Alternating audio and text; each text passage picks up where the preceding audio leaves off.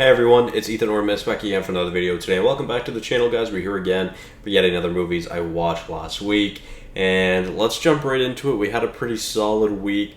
Mostly all good things this week, which is nice. If you guys want to see what movies I watched early, check out my letterbox, link in the description. And yeah, let me push over and let's get into it. Starting it off with one of the themes of this week, which is Men in Black International, which is, of course, the newest one, and it's by far my least favorite of the franchise as well. My least favorite of the week at a nice 37 out of 100, so not good by any means, to say the least. Yeah, I just didn't really care for this one. Some of the CGI was pretty good, but overall, just didn't really enjoy this movie. So moving on, we'll move on to a very average movie in The Catcher Was a Spy. And like I said, it's just quite average. It's just fine. It's okay. I learned a little bit because it's based on a true story. I seen it was a short watch, decided to download it and watch it. Yeah, I got really nothing about this one either. Cool to see Paul Rudd in a different type of role rather than just a comedy role. But yeah, just not for me either. Again, it's just fine. So let's move on to what may be the most disappointing movie of the year for me, actually. Not even just the week. I was going to say for the week, but Longlegs. Yeah. Obviously, you can read my review. I feel like I expressed myself pretty well in it, but I ranked it a 59 out of 100, and a lot of this review is just disappointment. I heard absolutely tremendous things about this movie. I've heard fantastic things about this movie, and I've heard it's one of the scariest and creepiest movies of the decade and in years. It's one of the scariest movies in years, and I just didn't find it was like that at all. And I don't know if that's my fault or if that was just expectations. Either way, this was a big letdown for me, and it's, like I said, the most disappointing watch of 2024, to be honest, because I had really high expectations and I expected to get the absolute shit scared out of me, and that just didn't happen at all. There was no jump scares. This was fully just a crime thriller with a much darker horror tone, but it wasn't scary. There was lots of times where I expected a jump scare and there just was no jump scare.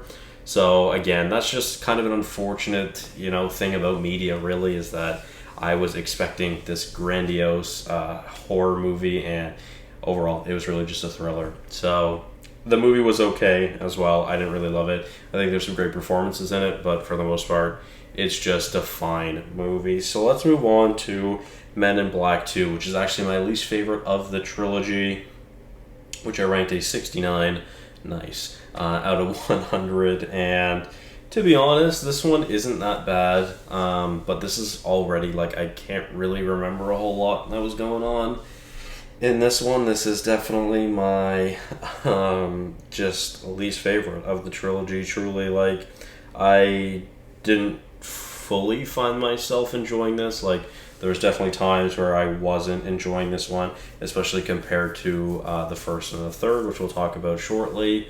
But yeah, overall, I just didn't really enjoy this one that much. I do think it's almost a good movie. Obviously, a 69 out of 100, for me is really good. Well, not really good, but it's really decent, I should say.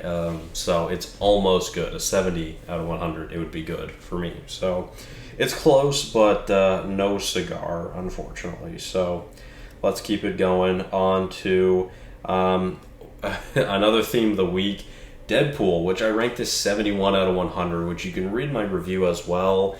And this one was really surprising as well, because I had this ranked an 86 off of first watch. Second time watching this, I ranked it a 71, so it's gone down 15 points.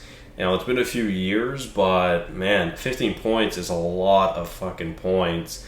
And actually, all three Deadpools went down for me this week, because I did rewatch them, which we'll talk about Deadpool and Wolverine here shortly, of course. So yeah, a 71 out of 100, it just wasn't as great as I remembered. I do still think it's good, but I don't think it's that good.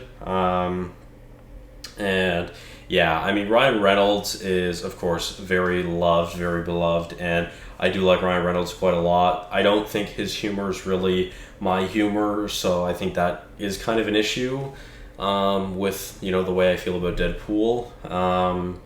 So, yeah, I don't know. Overall, it's just, it was kind of another disappointing watch of the week because I just expected it to be so great, and I expected to raise the number, not lower it. So that was kind of surprising. But with that being said, we'll keep it going to American Fiction. And honestly, I guess this is just the theme of this week, which is disappointment.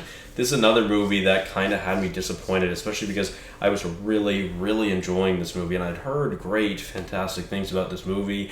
But the ending really fell flat for me. I just didn't really care much for the ending. I mean, I ranked it a 73 out of 100, and I'm glad that I got to see Jeffrey Wright in a role, really, because I've really only seen him in The Batman and The Watcher and a few other things. I'm trying to remember what else, but I've never really seen him as a lead, so it was nice to see him as a lead. And yeah, I mean, overall, I enjoyed this movie, but I don't know, I just didn't really like the way that it ended, I would say. Like, the last 15 minutes, I don't know, I probably would have ranked this a 4-star without those last 15 minutes. So yeah, the ending just didn't really sit well with me. So let's move on to Love Lies Bleeding. And honestly, this is kind of a similar case to American Fiction, where I enjoyed most of this movie, but the ending is super, it's kind of a big stretch. I feel like it's a little odd. It takes a leap of faith. It's odd. It's unique for sure, and I just wasn't expecting that. But I did think it was a little weird as well. Like, that's just another ending that was kind of odd. So yeah, I don't know. The best part about this movie is that I got to see Kristen Stewart act, because I've only seen her act in Twilight, and I've heard how fantastic of an actor she is. So I'm really glad I got to finally actually watch her in something else, and watch her with some, actual script. No offense to the Twilight movies, but I thoroughly enjoyed my time with this nonetheless. A 75 out of 100. So let's move on to Men in Black 3. And all I wrote was that better than the second, and Josh Brolin is a great Tommy Lee Jones, which is fair. I really like the addition of Tommy Lee Jones to the Men in Black trilogy, and yeah, this one was much more interesting than the second one, and it's pretty close to the first one as well. I just enjoyed this one quite a lot. Obviously, ranking it as 78, I seem to be higher on it than most. I think the average on Letterboxd is like a 2.8 or a 3, I can't remember. So it's not very good, but I really enjoyed it, and I like the 60s feel as well. I thought that was pretty interesting, so I really enjoyed my time. But sorry if you guys see me keep moving around. I'm playing with Betty. Betty's tail is just caressing me right now. I just keep grabbing her tail, and then she keeps... I always put my hand down when I'm recording so she can rub her head against my hand, and she's currently trying to eat my feet. But let's move on to Deadpool 2, and yet another drop in this trilogy. So this was originally a 92 out of 100 for me, and it drops 10 points down to an 82. So I do think it's quite a lot better than the first, 11 points better than the first. And like I said, I do enjoy this one more. I do think it's funnier. I think there's some fun cameos and some fun scenes, some fun action. Overall, I just think it's a better movie. It's just more entertaining, really. I mean, that's just what it is. And again, the comedy was much better for me in this movie. I felt like it was funnier. I definitely found myself laughing more, and overall just enjoying my time with this one more. So let's move on to Men in Black, which I ranked an 85 out of 100. And I gotta say, perhaps the most impressive thing about this movie, and really this franchise, is the CGI and the world building in this entire franchise. The world building is absolutely insane in a really great way. It's truly phenomenal. I feel like this is a great way to showcase tremendous world building in film, because especially in this first movie, it does it absolutely wonderfully. And the CGI for the late 90s in this movie was really, really surprisingly great. And again, this was just such an interesting and unique story that it just really made me want to watch this. And Again, I feel like that's just a part of the world building. Just a really, really enjoyable watch. I ranked it an 85 out of 100. Which that actually brings us to the top three of the week. So it's technically tied for top three of the week with my number three, but yeah, we're gonna go with The Greatest Showman up next, which I ranked an 85 out of 100. This is a rewatch. I watched this years ago. It might be in an old video, honestly. Now that I think about it, I'm not sure, but I'm really glad I got to watch this because it has been, like I said, a few years, and Mel and I talk about this movie all the time about how much she loves it, and it's been a few years since she's watched it as well. She had to finally rank it on Letterboxd, and it was really nice to be able to finally get the chance to watch this together because it's truly one of the best soundtracks. It's honestly probably one of the most played soundtracks throughout our relationship as well, because Mel absolutely loves this soundtrack. And a fun fact for you, if you didn't know, I believe this album is the highest selling album of 2017, which is pretty cool. I know the movie came out in 2017, but I think it won I don't know if it was an award. Anyways, that's just a fun fact. So yeah, overall, P.T. Barnum, not a good dude, but the soundtrack, the soundtrack, man, I fucking, this is truly one of the best soundtracks ever made. Like, every song is an absolute bop, especially From Now On. It's both mine and Mel's favorite songs, I believe. Rewrite the Stars is, of course, amazing as well. And Hugh Jackman is just the absolute stud. Of course, Zac Efron is as well. But, yeah, 85 out of 100 for number three this week. Absolutely loved it. So let's move on to number two. Now this one, I went in completely blind.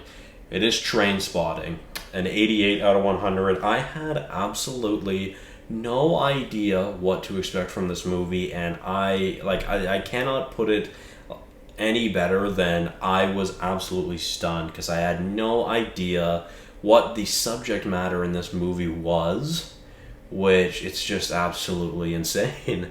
Like the drug abuse, the mental abuse, the just the internal struggle, the drug addiction, the withdrawals, the bad influences from the people around you, your friends, how the people you associate yourself with can affect your life. Like, it's a really deep movie, and I didn't know what to expect from this movie, but I had no idea it was going to be such a junky movie. Like, this is the most junky movie you could possibly watch, if I had to guess. Like, this movie was absolutely insane, and Ewan McGregor has an absolutely fantastic performance that I really, really loved. So, yeah, I mean, an 88 out of 100, obviously, it's very great, in my opinion. It's very close to that 4.5 star for me, but a great cast, great acting, a very interesting story, and a movie I was pleasantly surprised with and just genuinely surprised with. So let's move on to the favorite watch of the week, which is Deadpool and Wolverine, which I ranked a 94 out of 100 on first watch. And then on second watch, the day after, I ranked it a 90. So it did go down. I don't know how much I really want to talk about this. I wrote two pretty big reviews, especially the first one, which you can read. I'll put up the first one first. I might put up both. I'm not sure how I'm going to do it yet. But, yeah, I mean, this was a really great, fun watch. Since from the opening scene, it was incredibly funny. It was very, very Deadpool, and I absolutely loved the opening scene. One of my favorite scenes from the movie, and that didn't change on rewatch, but I did find it to be, obviously, I had just seen it less than 24 hours ago. Well, no, exactly 24 hours ago. Both my show times were at 6:50, a day in between each other, so I went to see it early showing, 6:50 on Thursday, then Friday, 6:50 as well. So, like, it was literally 24 hours apart. So obviously the second time I didn't find it as funny, unfortunately. And spoilers ahead, of course, if you guys have not seen it, don't watch this part. But seeing some of the cameos and seeing some of the characters in this movie were absolutely crazy, because Mel was looking after the opening night premiere. She was looking all week about how she wanted to tell me. She kept looking at Letterboxd to see who was in it. She kept seeing things on TikTok. She kept hearing rumors, and I just don't use TikTok anymore. So I'm thankfully I don't even have that around me. But I'm so glad I was able to convince her to not spoil it to me, because she wanted to tell me so fucking bad. But when I seen Henry Cavill as Wolverine, bro, I was absolutely gagged. I absolutely loved it. Seeing Chris Evans reprise his role as Johnny Storm, which I told Mel I really predicted Elektra, Jennifer Garner, to be back as Elektra. I expected Ben Affleck to return as Daredevil, and I expected Chris Evans as Johnny Storm, and I was expecting someone else from the Fantastic Four, but obviously I went 50%. I got 2 out of the 4 right, but man, I cannot even explain to you how absolutely insane and cool it was to see Blade, because as a person that's not a fan of the Blade trilogy or the Blade character, I was absolutely fucking stunned when I seen Wesley Snipes pop out with just like I don't even know what to say. Like, it was just so cool. And yeah, I mean, obviously there's a lot of fan service in this movie, but unfortunately, the way the MCU is right now, like, people want old characters to come back, and that's just the way that things have been lately. And I feel like a great example of that is, of course, people want RDJ in the MCU, so they brought RDJ back as the biggest Marvel villain in Doctor Doom, which, by the way, pretty cool. I'm excited to see how that goes, but I don't know. This movie was so cool. And I did love it. Obviously, I ranked it a 94 out of 100, but then I ranked it a 90 out of 100. It's still my favorite watch of the week, and I'm intrigued to see how it's going to sit with me, because I will be seeing it again probably in a few weeks. I don't want to see it again until Mel and I have actually finished the X-Men. We didn't watch any X-Men. Like, we didn't make any progress on the actual X-Men movies, just the Deadpool trilogy, of course, this week. So I'm hoping we'll be able to do that over this week, and if I had to guess, probably next week as well. So it'll be nice to have a little bit of a break between seeing the movie. But yeah, anyways, that was long. I just talked about this movie for like 5 minutes. So thank you guys all so much for watching. Hope you did enjoy, and I'll see you guys in the next one. Bye-bye.